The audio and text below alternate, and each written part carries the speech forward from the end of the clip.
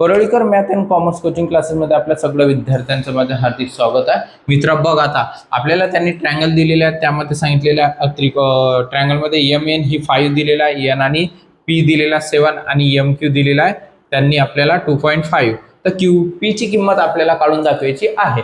तर थर्ड नंबरचा गणित आहे तुम्हाला सिमिलॅरिटी मध्ये प्रॅक्टिस 1.2 मध्ये. अशा वेळेस काय करायचं मित्र, कोणत्याही एका संख्येची किंमत विचारली असेल तर त्यांचा क्रॉस मल्टिप्लिकेशन दाखवायचं. एन पी डिवायडेशन एन आणि पी. बघ, एन आणि पी आणि एम क्यू आहे.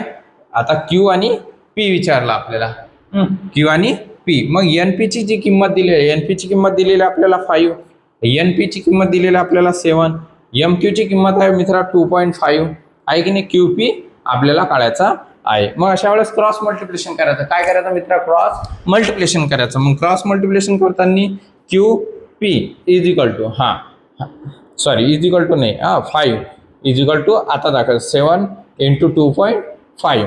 त्यानंतर Q P is equal to 7 into 2.5 division 5 म्हणजेच Q P is equal to 7 नी 2.5 ला मल्टिप्लिकेशन करायचं 17.5 येणार, त्याला डिवायडेशन 5 करायचा. क्यू आणि पी 3.5 म्हणजे यांचं डिवायडेशन करायचं आणि हे मल्टिप्लिकेशन करायचं म्हणजेच 3.5 म्हणजेच हा आपला क्यू पी आलेला 3.5. एकदम सोप्या आणि साध्या पद्धतीमध्ये बघून घ्या. म्हणजेच कोणतीही एक व्हिडिओ आवडल्यास लाईक, शेअर आणि सबस्क्राईब जरूर करा.